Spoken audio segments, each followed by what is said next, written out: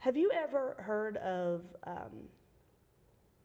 it's called I want to make sure I say it right, the rape culture pyramid? Not before today. Okay. I think this is something I had never heard of before, but I think it answers the question you've been asking about how does this happen. So I want to say before I even get into this, my resource, I'm not endorsing the organization that this resource came from, but I want to show there's a legitimate correlation that I think we've watched play out before. I actually think it's really sad that we have to look to secular sources. I shouldn't have to. Right. The church should have the sources that we need to understand this. But I do want to give the proper credit. So this is adapted from the Virginia Sexual and Domestic Violence Action Alliance.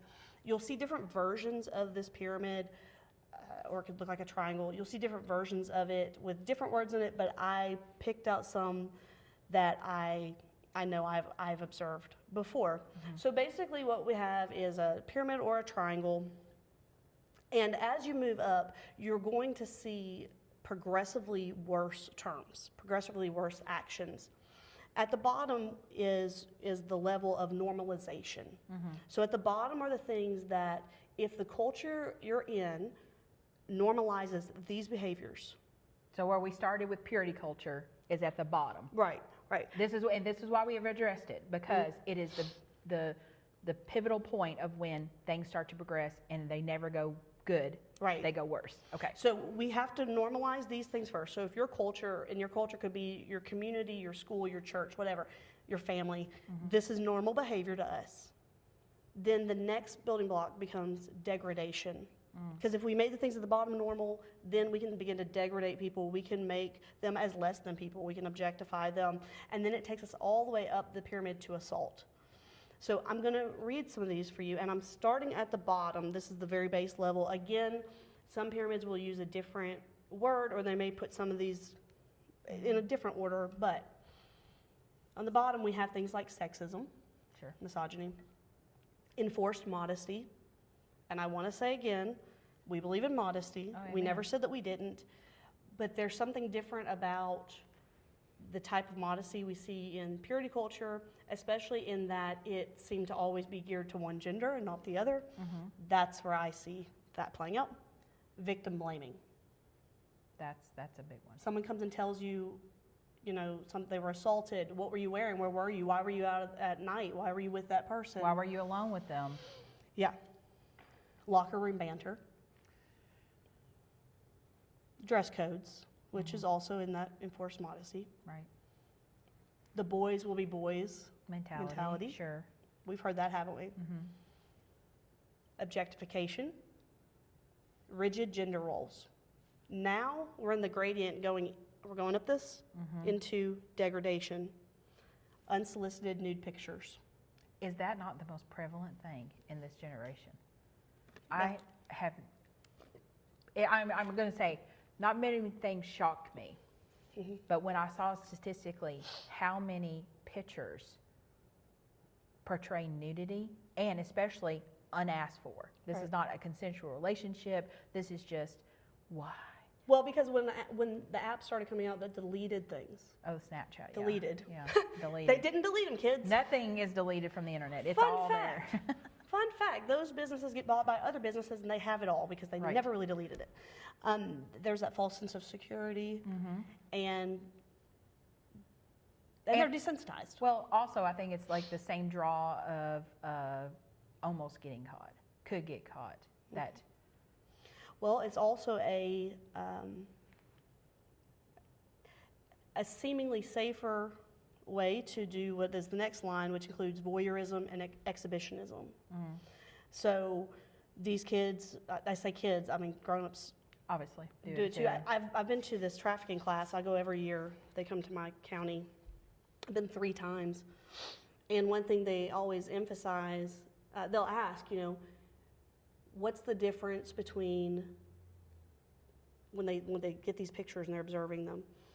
They say, what's the difference between the kind of nude picture an adult takes and the nude picture a young person takes? That adults have the sense to not show their face. Oh. But kids don't think like that. Right. And so they're showing all of them and they're easily recognizable. I mean, this class, I'm telling you, And easily targeted. if y'all ever get a chance to go to one of these classes, it's put on by Homeland Security, and it is terrifying, the things they talk about. I mean, I tell everybody, I'm like, go, but also know you're going to be so sick to your stomach for days. You're going to want to go home and like unhook your internet and all the things because it's so scary. But there's that sense of, I think especially, this is the tie back in with making pornography mainstream and normal even within the church. What I have found is, let's go back to another scenario, a young boy and young girl in church dating. The girl knows the boyfriend's looking at porn. And she thinks, well, I want him to look at me. Or I'd rather him look at me than a stranger. Sure. So I'll give him pictures of me. And then you get into a little bit further on most of these pyramids actually has revenge porn listed. Yeah. That's I've seen that happen in churches too, where young people are exchanging these pictures until they break up, and then all of a sudden, I'm going to send this to the preacher. That's terrifying. That's the way their minds Or are their working. parents or their principal. All I've seen that. Yeah. I've seen it's awful. And voyeurism and exhibitionism are sin. I don't care what anybody says.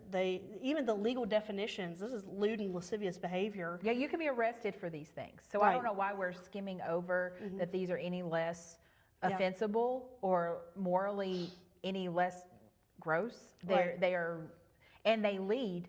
Obviously, we're in the middle of the chart, right? Yeah. We're so far in. This is not just, oops, accidentally decided to look too long or accidentally decided to be nude in front of people that shouldn't be. Yeah. This is no accident. And again, I point out, this resource is not a church resource. It is not a conservative resource. No. That's why I don't want to endorse it because they advocate for things I don't agree with. Right. So explain to me, Pastor Marcy, why this liberal source knows enough to know that voyeurism and exhibitionism are part of degradation, but there are church people who don't, who act like it's not a big deal. It is a massive deal. It's a massive deal, and I've seen some churches here recently. I don't even know what denomination they are. They were mega churches, and I saw that some leadership was trying to address some things. They went about it the wrong way, Right. clearly, and they had went too far really to be addressed this way. But they were trying to address, just the way people came in to be seen in churches, the way they were dressing as if they were at the club. All right.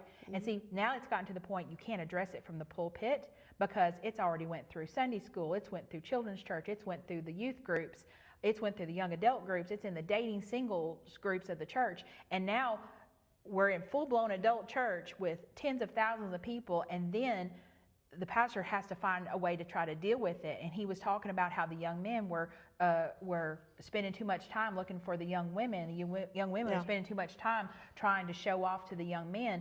And he says, and then I see it between, and I could see that his heart was really like, wow, what has happened?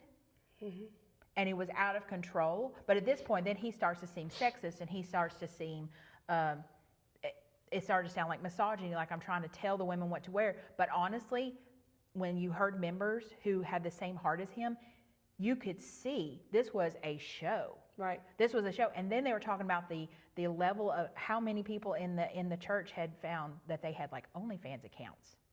And these were people who are prominent leaders who had true talents given by God, who had charismatic influence in their groups, and people were drawn to them because of God-given talents, but because they were so desensitized to the exhibitionism and because of the money, they just thought, well, as long as I get in church on Sunday, I'm good. Yeah. My pastor loves me, I'm good. Yeah. And they're living double lives.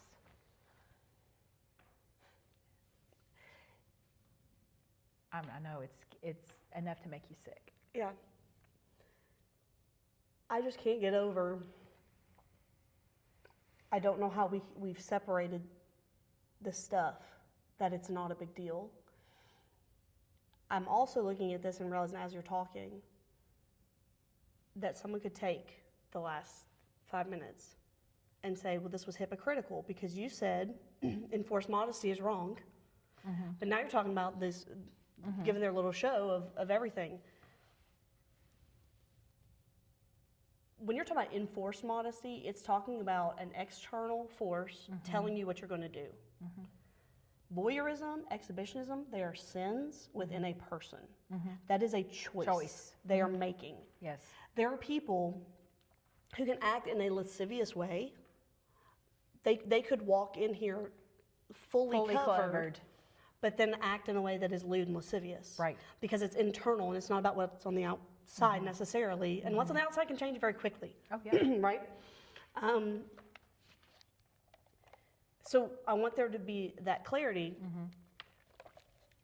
because I know somebody will say that. Well, I know too, and that's the problem, is because the culture had already been propagated in that particular church, but not just that church, and it had went so far to the left, or I don't want to say left and right as far as political fields. I'm saying it had swung so far around that it had been excused in such small levels that there was no accountability. Nothing to do with, the girls' shorts should be longer. That wasn't the problem. Right. The problem was, do you know God loves you? Do you know that God wants to cover you? That he wants to have you as his own? That he's jealous for you? That's where we fell apart. It's not like trying to say, girls, you're making these boys over here sin. But that was the problem with purity culture, is we were trying to get to the same end with two different means. Yeah. And yes, it is wrong to get up. Like I said, he was in a catch of trying to fix a problem that he couldn't possibly fix by saying, put on more clothes and keep your eyes in your head. That wasn't going to happen on either end. Yeah. And so we can't fix it. And I think as pastors, that's not our point. We can't fix it. The culture of the church has to change from the bottom up. Yeah. I've seen on the subject of lewdness and modesty, we're talking about two different things. I've seen women, they can be covered all the way to their wrist, all the way to their neck, all the way to their ankles, but they're wearing a dress that's 4 sizes too small. Right. And not like when I wake up and I can't find clothes that fit me. It was intentional, and it's the way they are parading themselves with intentionality. They can be fully covered and still, it be immodest. Right. I've seen people, again, I've seen women, I've seen this out of young women and very much matured women, at least in age, fully covered, but then they want to make sure everyone can see their bra. I find that immodest because I think that's worse because and again, I'm not talking about an accident. I'm talking about this was with intention. You're acting this way to get attention on your body because when people see, and how do I know that? I know that because I can tell what kind of bra you're wearing. You know what I'm saying? Right. And with that intention, even though maybe they've clicked off all the rules we normally talk about, but I know what you're trying to do here. That's lewd. That's wrong. Right. Right? And it's not about clicking off those rules because it's a heart issue. Right, and that's why purity culture didn't work. Right. Because we wanted to enforce the do's and the don'ts. So many inches above the knee, this completely done, this, like you said, can be completely covered and still have the lust and the lewd sin at heart. So the problem is that we've not taken this issue to the heart of God. From him, how does he want you to present yourself? How does he want you to go? Not whether or not you have on your Sunday best suit that is the correct length with the correct top underneath, or for men not to be wearing too tight of clothing and revealing and trying to whatever. I don't even want to go there.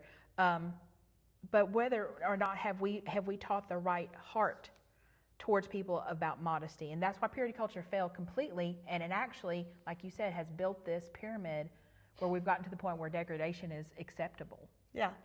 Well, we talked before about dress codes and stuff like that, and we had also talked about how part of purity culture, what I think was one of the downfalls, is that some of the material was coming from secular sources.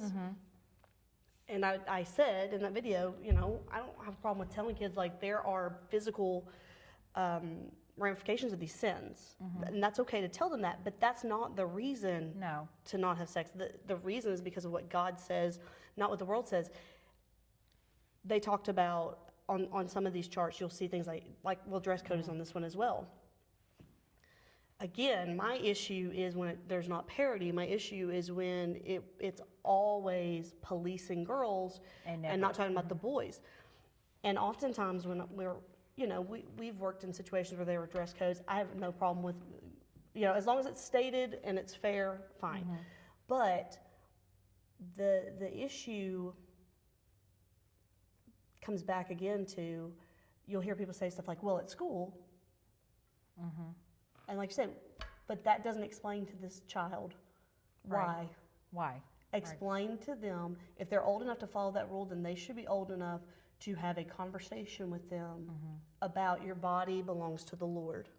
Respect yourself. It's not about, I don't care about that person there. I care about you respect yourself in the way that you present yourself. Right. And I think we have to remind ourselves that there's exploitation also at play. So I once had a young woman that I had to correct who had on it was just an inappropriate outfit. And here's what drew my attention to it. Not me just seeing her. It wasn't like, oh, I judged her. It was, I saw a group of boys behind her. Yeah. And she didn't know what they were doing and saying. And I was very scared. There was going to be pictures taken, and they were going to exploit her and bully her and make fun of her. And so I knew I can't change all of them. They were addressed. Right. But I could change what was going on so she would not be exploited without her knowledge.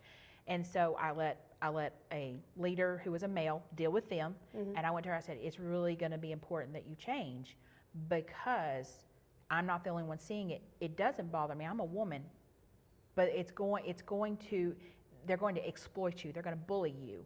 And, you can be bullied for anything, literally anything. And I said, you just don't want that attention. That's not where they want the attention. Now, I have to say that I think she was completely innocent to what was really going on. I don't think she did it on purpose. I don't think she knew what was going on. I think she was trying to be comfortable, and it was hot. That's the other thing is, when we don't talk about the heart issue, we end up putting a label on people that don't deserve that label. No. They don't. They're not trying to be immodest. And again, there are also people who will be dressed perfectly, and they will have no qualms about telling a raunchy joke in mixed company in a church. Absolutely. But they're going to judge someone for the way that they dress. That's not right, because it's about your heart. It's about the lust in your heart. And I'm glad you point out, those boys were addressed. Oh, yeah. By someone who should be the one to address it. Right. You didn't let them off the hook. This is what this is talking about, of when it becomes normal to police some and you excuse others. Instead of the culture saying, if you had just not worn that outfit, those boys wouldn't be tripped up right now. No, the boys are tripped because they got lust in their eyes. Right. And they want to exploit someone who is vulnerable. And she should just be aware, because she doesn't want to play victim to that. She doesn't want to put herself in that position, and the modesty just becomes important. And are we not remembering, you want to talk about how people forget what's in the Bible? It said that we should model, that older women should teach younger women. And I think that we took that to the point of saying this is what's fashionable, and this is what's acceptable, and this is what will not make men trip. No, it's, hun, I know you don't realize, but you're being taken advantage of, and I don't like that, and I don't think God wants that for you. That's teaching. Right. Yeah. So above voyeurism and exhibitionism, we keep moving up this degradation. They put it in quotes, accidentally brushing up against someone. I've seen that excuse. And the next one, contraceptive sabotage, which is now taking us into the assault portion. So contraceptive sabotage would be like if a woman used a diaphragm for contraception and behind her back holes were being poked in it. Right. Or same thing with other prophylactics, or messing with somebody's birth control pills because you want them to be pregnant. Now the thing is about in churches, and I don't want to get too far into this in this conversation. I think we will in another conversation on the subject of birth control and things like that. This is where it gets complicated and complex to a degree, because there are different opinions about what is acceptable birth control. I have opinions, you have opinions, and we try to found them in our best understanding of science and of the Word, right? So there are different opinions, but this is something different. No. But I do think this still plays into the church culture, because if you can have, for instance, let's say there's a woman and she's already got, 5 kids, and she doesn't think there's anything wrong with contraception, and she's being pressured to have the 6th kid that and she's the one taking care of all of them. She cannot. She's like, mentally, physically, I can't do it, and she's being pressured. I do think this plays out in the church when you start seeing the sabotage is a mental sabotage. It's not a physical thing. It becomes making a woman feel guilty. Go find somebody that'll give you a scripture to make her believe she's wrong if she prevents pregnancy.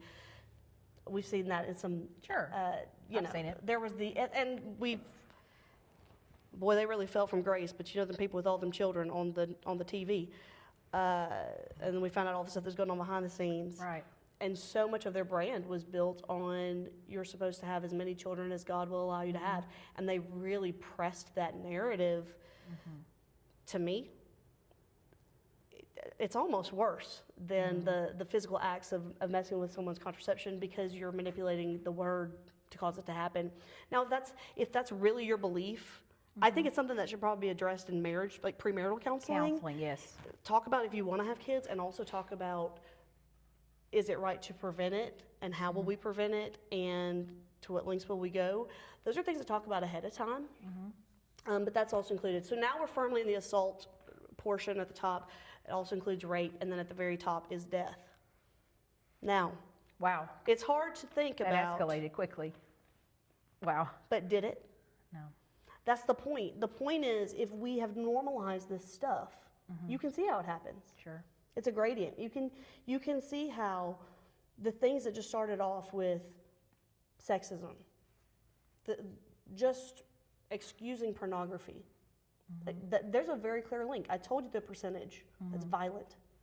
So if we're putting it into boys' heads when they're 10 and 11 that violent sex is the only good sex, and that she'll enjoy that because those actresses act like they enjoy it, and you've put that into their minds, and then they're being pumped with this music that is also violent.